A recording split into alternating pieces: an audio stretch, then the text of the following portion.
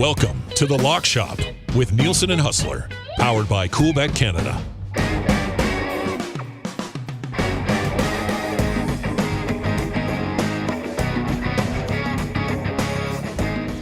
It's Tuesday. Welcome to another episode of The Lock Shop. Thank you very much for being here. Lock Shop with Nielsen and Hustler is brought to you by our partners at Coolbet. Sign up for an account today. Go to coolbet.com, enter the bonus code LOCKSHOP, all one word, that's LOCKSHOP, and you will get a 200 or a deposit, a 100% deposit bonus on your initial deposit up to $200.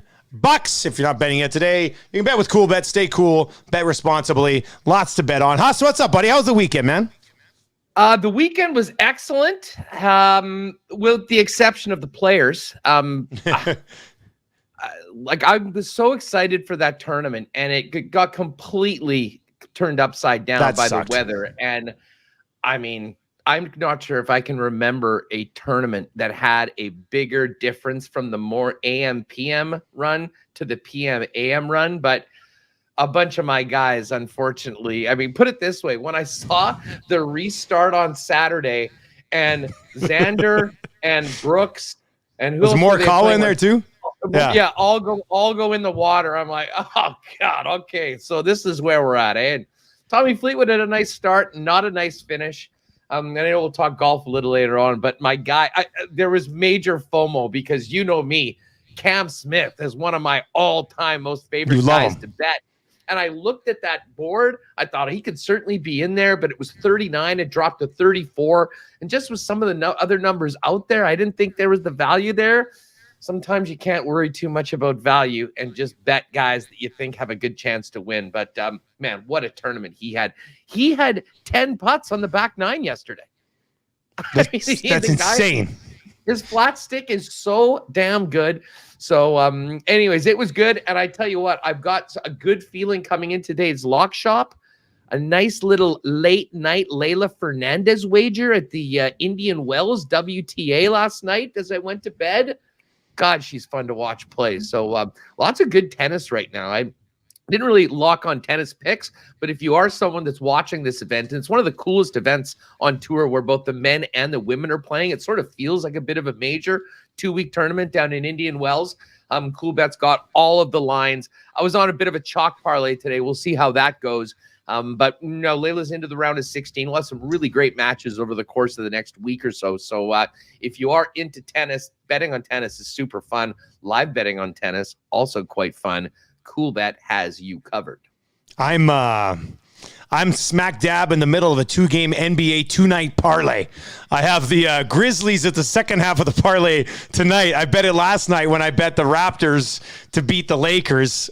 Just money line. So I just need the Grizzlies tonight to complete it because the Lakers are a god-awful mess right now. The Raptors, I should have just played the spread last night. That's what I was thinking of doing, but I was just like, I'll throw it with the Grizzlies on a parlay, who I'm also parlaying today with another game. So it's like this crossover 3-way sort of double parlay that I've got going on. Funny that you mentioned that because last night I was, listen, I actually did some research. I mean, we're going to get to March Madness. This is one of those fun things you have to get in on, but full disclosure, I've watched no college hoops at all this year, but obviously we're going to be in on it. But whatever, I'm reading and I'm listening to a couple of YouTube clips on, the field, and I'm getting picks ready for tonight. And I'm like, okay, we're going to get a couple NBA in for tomorrow. Okay, I got Phoenix and I got the Raps, and this will be good. And then I'm sitting around flicking the TV on. I realized, the Raptor game is tonight. I didn't no idea. So I missed out on that. I did have Raps minus 5.5. Unfortunately, thought it was today and did not make the wager. But tell you what, Raps are on fire. Like, I lost that bet last week on them against the Suns. But man, what a weekend. They beat the Suns on the road. They beat the Nuggets on the road. Now they whoop the Lakers. I mean, tell you what, they are such a fun team to watch, and they really are the epitome of team. So anyways, I'm looking forward to some Raptor playoff hoops coming up, and hopefully a couple winners tonight on the association side of the sprinkles. Yes, we'll get to that. We'll get a little bit to the madness and the Valspar Championship coming up a little bit later on. But let's start with some Tuesday night sprinkles around the National Hockey League. Huss, I think we're on all different we got 6 different games that we're hitting tonight. So where are you going, buddy? What do you got? Well, first things first, huge game tonight here in Winnipeg, Jets and Vegas Golden Knights. I figured that I would not mush the Jets by putting them on the ticket, but I kind of do think that they'll be in. They played well, and Vegas is struggling right now. 4 losses in a row on this road trip, and they're just 4 points ahead of Winnipeg. Although, unfortunately for the Jets, it's Dallas in the middle, 3 up with 3 games in hand. That's a real problem for Winnipeg's playoff hopes. Usually on Tuesday, I like to focus in on just some money line wagers and then put them together on a parlay. We're going to start it off with the Pittsburgh Penguins. Penguins, just looking at their trends over the course of this season, they'll win 3 in a row, 4 in a row. They'll lose a couple. They come back, and, they're going into Nashville tonight, taking on the Preds, who have had some pretty interesting games as of late. I mean, Nashville's in a really, really good spot, but I really do like the way Pittsburgh's playing right now and the way they're trending heading into the playoffs. So I'm going to take the Penguins on the road in that game. Vancouver's at home to the New Jersey Devils. And listen, the Devils have actually, played quite well at times, although, again, they're completely in next year's season. And this Vancouver team just does not seem to want to go away. They're 1 up on the Jets right now and still very much in that playoff race. Not to mention they're in the Pacific Division, so they have the benefit of, you get a little hot and maybe jump ahead of Edmonton and Vegas, and boom, you're right there in the playoffs. So I think that this will have a playoff feel for the home team tonight, not as much for the Devils traveling across the country to play on the West Coast. I kind of thought the number would be higher. I was expecting about a -170 or something for this game. So really like the value at -152 on the Vancouver Canucks. And then we've got the Boston Bruins, and the Bruins are another team that's trending well. Chicago is in next year territory. They did play a game that was somewhat close. It was a 4-3 game last week that Boston won. They're going right back at it. I think they'll be ready for Chicago as they get out onto the road right now. So I thought this number might be a little lower, but I can handle it at -182 for Boston. So I'm going to put those together on a 3-gamer. We're just under 4-1 at +378. But the games that I do like the most as far as the value for the plays, Pittsburgh and Vancouver on the money line tonight. We're going to add Boston for a 3-gamer. All right, and for my 3, you don't have to parlay these, obviously, to get the value. I got 3 games tonight that you can bet on your own. You'll probably be just fine. If you do want to parlay them, it's a +64 parlay, so that's a +654 parlay, I should say. By the way, Gitch is on the live stream. Says he likes Dallas over 3.5 goals tonight. Joe Pavelski bulging the twine as well, so he's got that going. I got that game on here, too. I mean, how can you not take Dallas-Toronto over with the way Toronto's been playing hockey games as of late? The total actually is set at just 6 at Coolbet right now, so I actually moved it up to 6.5 and took +139 on the over 6.5. So Dallas-Toronto +139 over 6.5. Toronto's an automatic over right now. I mean, they have the ability to score. I know no Austin Matthews, and that might change things a little bit. Maybe that's why it's at a 6 as opposed to a 6.5. But the real issue here with Toronto is that they can't keep the puck out anyway, so it doesn't matter. Marner and those guys, they're going to have to score goals because Dallas is going to score goals tonight. So I'm on Dallas-Toronto over 6.5 at +139. Anaheim, New York. This was actually brought to somebody slid into my DMs with this game, and they talked about how you can get a plus money at -1.5 for the Rangers tonight. I'll play it a little bit safer in regulation at -135. Anaheim has won just 2 of their last 9 anyway, Huss. So they haven't been playing well. They've just signaled themselves, even though they're just outside the playoff picture, as sellers. So if you're everybody else in that room right now and you're going, wait a second, we're 4 points out of a playoff spot. You just traded Josh Manson for a guy that's not going to help us at any point this season. So I think it makes it's a good read here. I mean, the Anaheim Ducks right now could be on a little bit of a lull after seeing that their team is going to start to be picked apart here over the next week. Haven't been playing well anyway. You get the Rangers at home in regulation. It's -135. And then I talked about this on my show this morning, but I'm doing it again. I'm going against the Red Wings, and I know they've killed me time and time again on the lock shop. But the Red Wings are giving up almost like 4 goals a game. McDavid is in that late season rage mode. He was amazing against Washington. He was amazing against Tampa. This is a huge game for the Oilers as they continue their homestand. Mikko Koskinen, who's going to get the start tonight, has got a .927 save percentage over his last 12 games. Only one of them has been a regulation loss. So all these things add up to me being on the Oilers -1.5, and Detroit's either going to, they're going to cover late, or something's going to happen here to screw me over, or maybe I finally get one over on Stevie Yzerman. So I'm going against my own advice here, going against the Red Wings once again, but I'm on the Oilers -1.5 at -123. Your arch nemesis, Steve Yzerman's Detroit Red Wings. Tell you what, I don't know if you saw any of that game Saturday night between Calgary and Detroit. Detroit had one shot in the first period. They had four, I believe, in the second period. At one point, it was like 34-5 in shots, and yet Greiss was holding them in the game. I was sitting on a Calgary -1.5 going, how the hell is this game still just a one-goal game? They ended up getting done. Markstrom got the shutout. One thing I was going to bring up with Detroit, and I was on this yesterday and then was putting together the lock shop picks and realized that the odds were down and are back up in the season bets. Got on Moritz Seider as the Calder favorite at 2-1. That's gone down to +150. My God, I mean, I haven't watched a ton of Detroit so far this year, but is he good? You look at the points that he's put up, the size, and I mean, playing on a crappy team like that as a rookie defenseman, that is not easy. I don't think there's any question that he should be the Calder winner, and I think we're going to see that once the votes are put out. But fortunately, the number's gone down a little bit. I think some other people are sniffing that one out as well at +150. But just as an aside, if you do head over to CoolBet, up until the games start tonight, all of the cup odds, Hart Trophy, Rocket Richard, all there. Some pretty chalky favorites right now because I think we pretty much know where things are going. Calder is the one where it's plus money on all of the guys. Zegras is a +250, but I really think that Seider, with the season that he's had, and that's a guy that a lot of teams are looking at going, oh, I wish I had a young stud defenseman like that. I mean, he's going to be patrolling that blue line for the next 15 years in Detroit. I remember when they drafted him, it wasn't like, oh my God, shock, but they passed on Dylan Cousins and Trevor Zegras in that spot for this defenseman out of Germany. And you're like, okay, like, we'll see. They think they're smarter than everybody else, think it's going to work again. And man, he does look like an absolute stud. So that one paid off for them big time already, let alone what's going to happen over the next 10 to 12. I mean, Zegras and Cousins are great players too. Zegras especially, but yeah, Seider looks like it's paid off big time. So there you go. Think about it.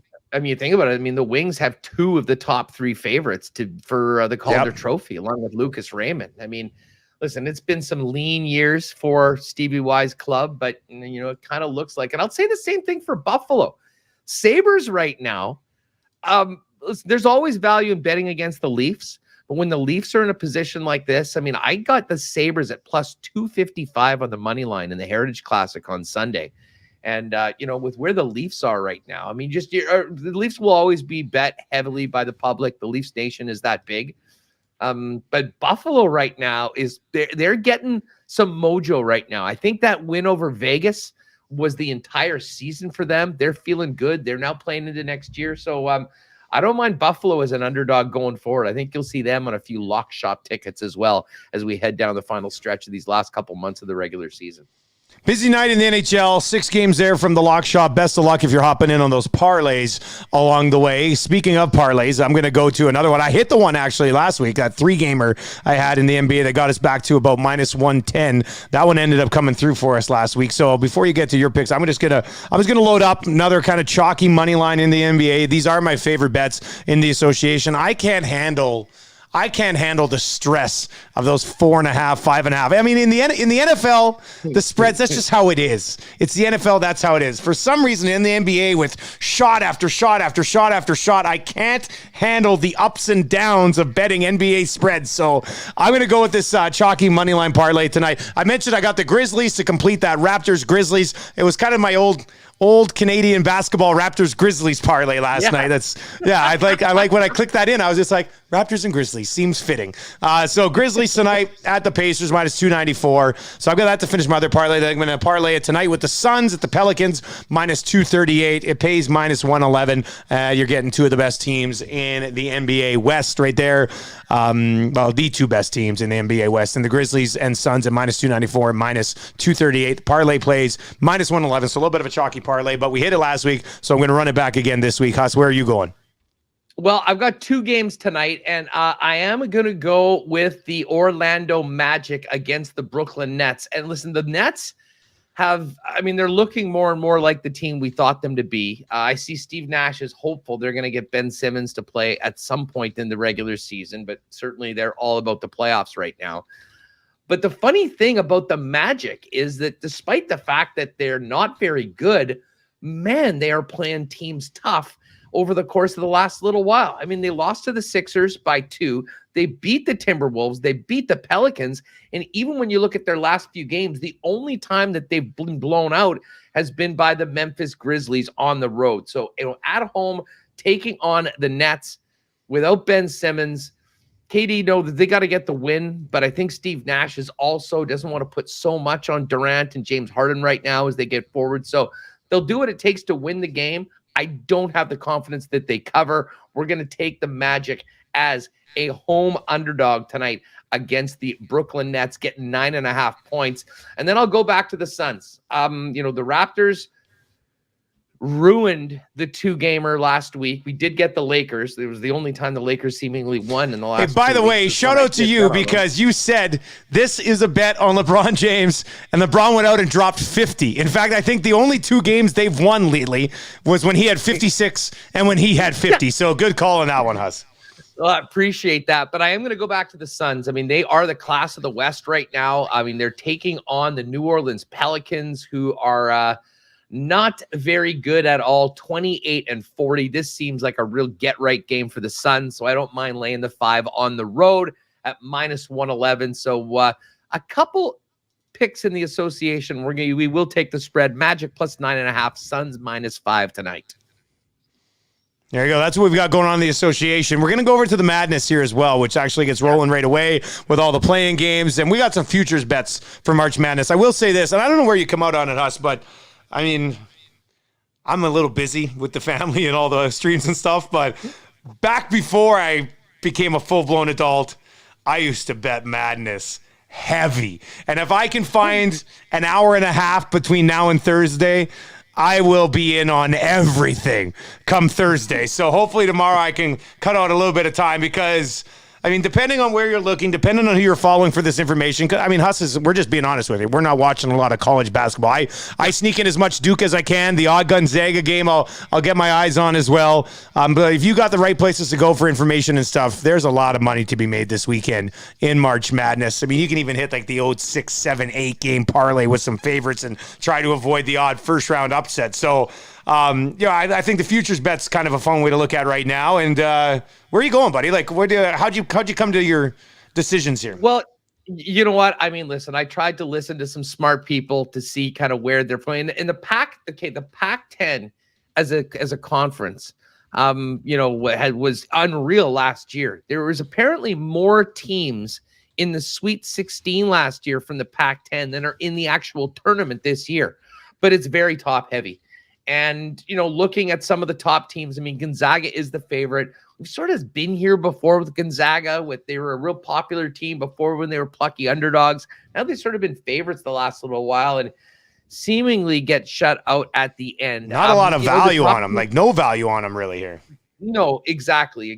So, listen, Arizona is a top seed. They are in, I have to get the bracket back out here in front of me, but they are in field. They're in the South right now, and I think that their chances of getting out of to the Final Four are as good as, frankly, any of the teams, the number 1 seeds on the other side. And they've got a winning pedigree. They've got some real top players. I certainly can't run them down. And some of the more respected voices that I've said this is a team that is built for the tournament and has done it before.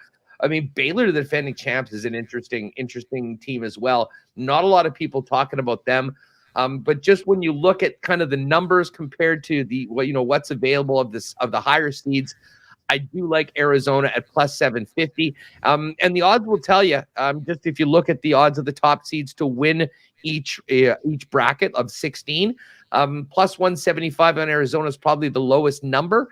But I think that's because it's the most likely. And once you get your team out of the 16s into the Final Four, I just think there's value on Arizona. So that's what I'm putting in my bracket. That's what I'm going to be laying down before we get going. But in the East region, this is the one where Baylor is the number 1 seed. You got Kentucky at number 2. And Kentucky, always a super public team. I mean, I do think they've got 5 guys that might end up going in the first round. But UCLA, after that great run last year, I think is being slept on a little bit. I mean, they, much like the Arizona, has been playing against top teams in that Pac-10 at the top of the conference. So UCLA at plus 450 to win the East. I think there's some good value on that. I'm going to throw them in my bracket and back that over at CoolBet at plus 450. And one of the most wide open, from everything that I've gathered, the most wide open part of the bracket is the Midwest. KU is the number 1 team. You've got Auburn at number 2. Iowa is the 5 seed. And you would think that as the 5 seed, the numbers would be, quite a bit different. By the odds on it, Dusty, I think they're the number 3 team to win. And the number's relatively low at plus 325. Now, maybe they're a little bit hot from their performance in the conference tournament. But from everything I've seen, it seems like this is the most wide open field. And, we always have one of those teams that's hot, that's playing well, that's not just about one player.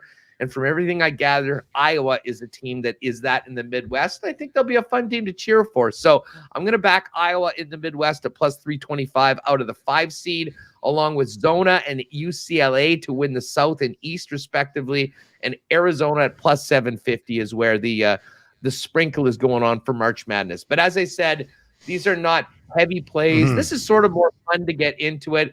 But there's nothing more fun than hammering multiple spread bets on Thursday and Friday as the madness starts early and ends late each and every day.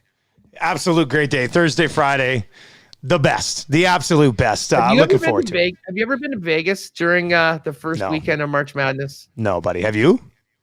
That is, yes. And it is unlike anything that you've ever seen. I mean, it is like the conference. It was like the convention of sports betting degens from everywhere, and guys are in there. What's hilarious is seeing them towards the end, like into the late games on the West Coast, because I mean there are some dudes that have been hitting it hard both at the wicket and at the bar top for 14, 15 hours. But it's unlike anything you've ever seen before. And if you are a real college hoops nerd and a guy that loves to bet on it, I'm not sure you could find a better weekend to head down to Vegas with some buddies if you want to spend some quality time in the sports book.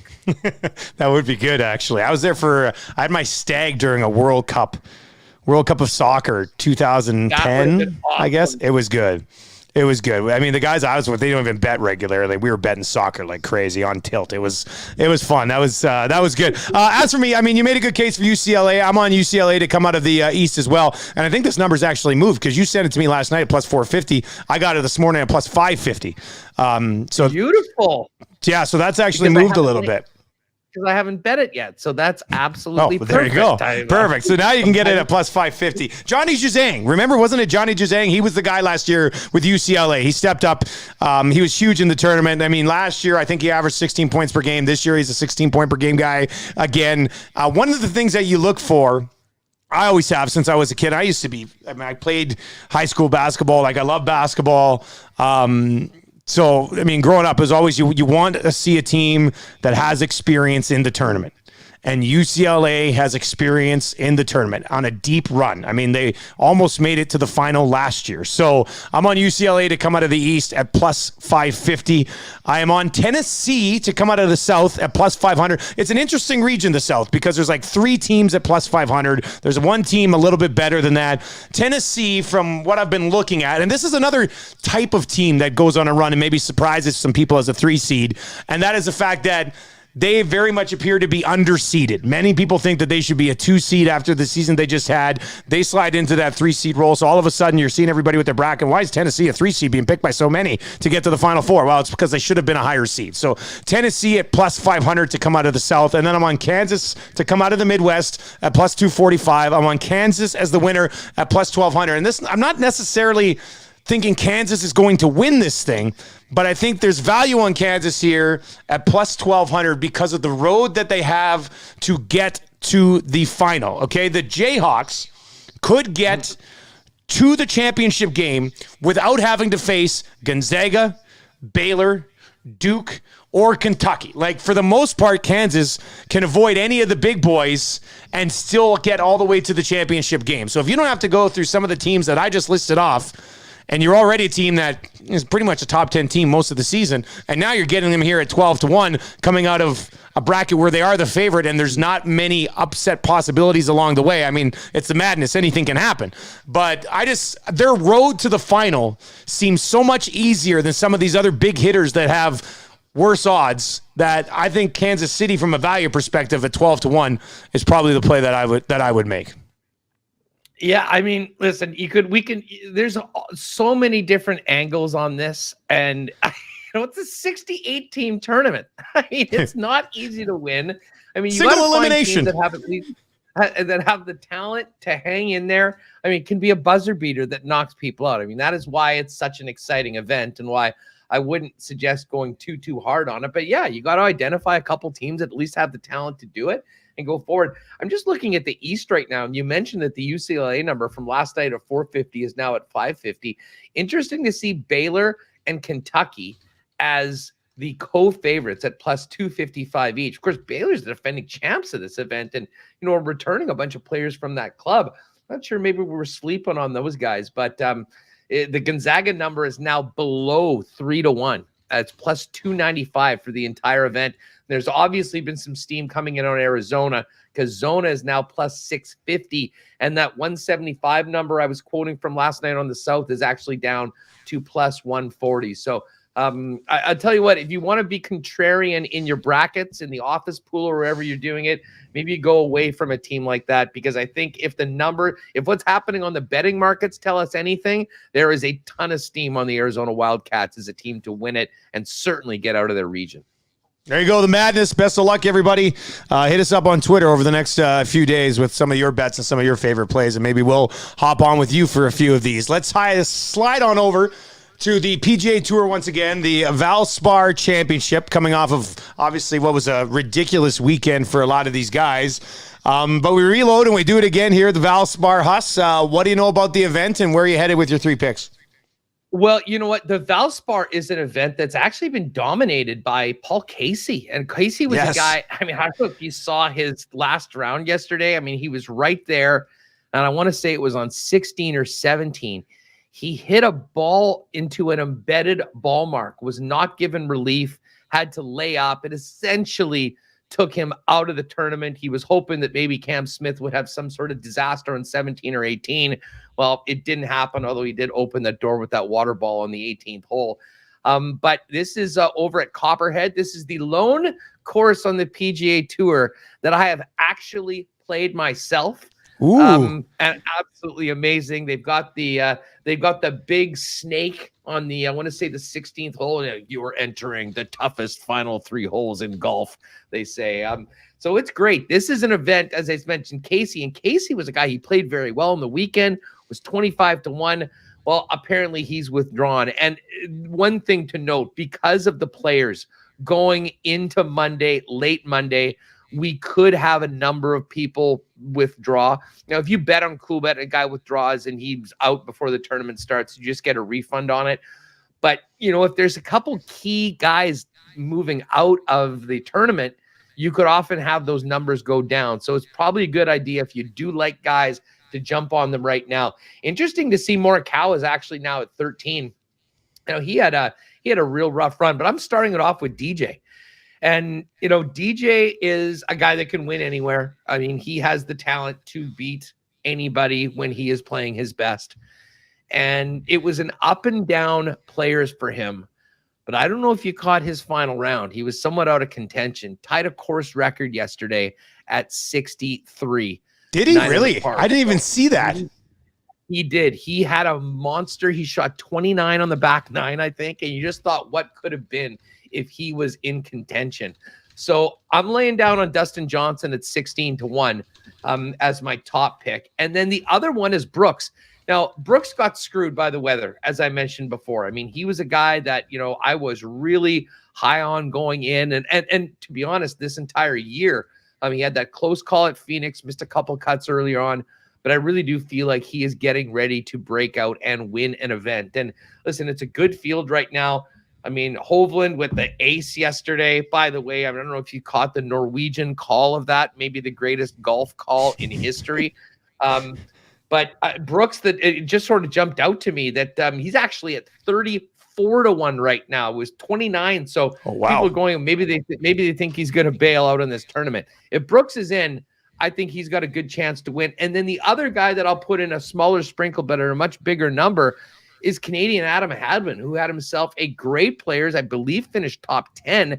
And of course, he's a former winner of the Valspar. This is where he got his tour win. And, and he's a guy that can go low, especially when he's locked in. And he sure looked dialed in on the weekend in some pretty tough conditions over at at Ponte Vedra. So we're going to go with DJ. That's my favorite pick. I had to pivot from Casey, so I'm pulling the trigger on Koepka. It's even a better number right now at 34 if you want to get it.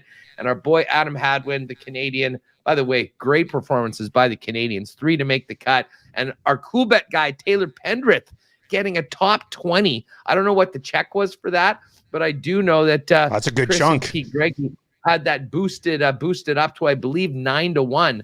So if you did jump on a top 20 for Pendrith, you got a nice return on that. For me, it's worked out in a weird way, because what I like to do is I got a few different sites I'll go look at and read some previews.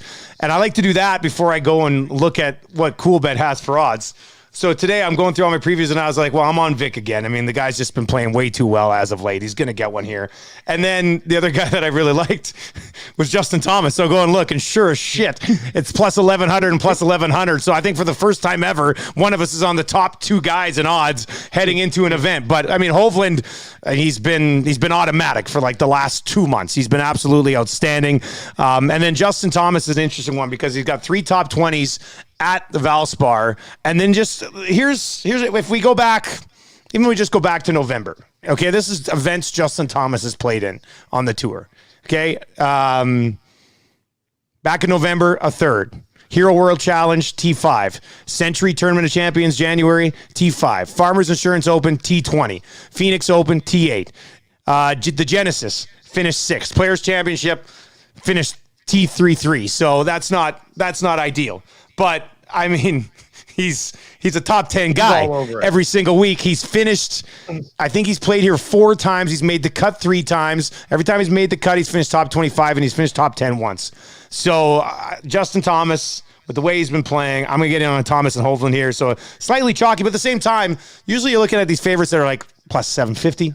Plus 800. You're getting these 2 guys at plus 1,100, 11-1. So I'm on Vic and Thomas at the top of this thing. And then I'm going to throw Answer in here at 32-1, plus 3,200 for Answer. T16 here back in 2018, finished 5th in 2021 as well. And I like this at Copperhead here. His scoring average over the last 6 rounds that he's played is 68. So he's dialed it in here over the last little while at Copperhead. He's got a good feel for the course. So you're getting him at 32-1. So a couple 11-1s. Ideally, I wouldn't do that, but those are the 2 guys that I really liked. And then Answer at plus 3,200. Huss, what do you think? Good news for people that like Justin Thomas. He's now at 12-1. So a little bit more value. I'll be honest. I thought he was winning the players. I was kicking myself. His second round, after all the delays, he was bogey free. And to do that, you have to be so dialed in. You have to be putting well. You have to be recovering. And I mean, man, he was looking good. I was kind of surprised that he had the troubles that he did in the back end, because I didn't think that. I thought it might be a very anticlimactic finish to this event with the top guys that were already out, not making the cut because of the weather. But JT didn't get it done. You certainly can't go wrong with Thomas. And as I said, Vic Hovland yesterday, look it up. His ace was absolute magic. And Shane Lowry's ace too, by the way. I don't know if you saw his, when he ace 17. Just one of the great moments. It's an iconic hole, and it was the first hole-in-one, I believe, since 2019, if I'm not mistaken. So a couple great events. Vic's going to win again. The big thing right now is Vic Hovland going to win a major? Look for those props out there right now. I mean, I know that's something you could get behind for this year, because he's going to suck me in everywhere else anyway. So, and you know what? He was right in contention. I mean, at one point tied for the lead yesterday in the final round. Yep. If he had won players, he would have become the number 1 player in the world, which just tells you how consistently good he has been of late. It'll be interesting to see how these guys react to this tournament after the players and it going as long as it did. But this is always a really fun and exciting tournament that sometimes produces some kind of long shot winners, like Hadman a few years back. But will be a great test for some of these top players. So let's hope we can get one of these 6 dudes into the winner's circle. Valspar Championship, DJ, Kepka, Hadwin, Hovland, Thomas, and answer from the Lock Shop. Huss, Winnipeg Sports Talk coming up here in about 12 minutes. What do you got happening today? Well, it's Vegas Golden Knights and Jets night, and that means my old pal Gary Lawless returns to the program. Yeah, we'll get a little Hustler and Lawless back together for a while, talk about this game tonight, as well as, the NHL landscape heading into the trade deadline, playoff races, and more. Mike McIntyre is going to join me from the Winnipeg Free Press for the latest from the morning skate. We'll hear from Jets coach Dave Lowry, and then hit on everything else going on. I mean, Freddie Freeman sweepstakes in Major League Baseball, tons of free agent signings in the National Football League. And we'll probably have a moment of silence for the queens of curling, Jen Jones-Rink, finishing it up. We'll talk about that as well. But should be a very, very packed show coming up today before puck drop tonight. There you go. Find it, Winnipeg Sports Talk, on YouTube and all your podcast platforms. If you've been watching To The Lock Shop live here on my Twitter account, make sure you subscribe to The Lock Shop on all your podcasting platforms as well. Spotify, Apple Podcasts, Google Play, wherever you get your podcasts, you can find The Lock Shop. If you don't mind, give us a rating. That would be great as well. It would go a long way for us. As always, The Lock Shop is brought to you by our friends at Cool Bet Canada. We'll be back with another episode on Friday, and fingers crossed, the Valspar is good to us. Heading into the weekend, Huss. That'd be great. Yeah, let's get a nice start in the first 18. Let's get our guys in the mix, and most importantly, be in the mix on Sunday afternoon. But first things first, let's catch some tickets tonight. Yes, Red Wings. Do I finally kick that Red Wing monkey? We'll see if that happens. Enjoy the NHL action tonight, everybody. We'll talk to you at the Lock Shop a little bit later on in the week. Huss, see you in, buddy. Later, dude.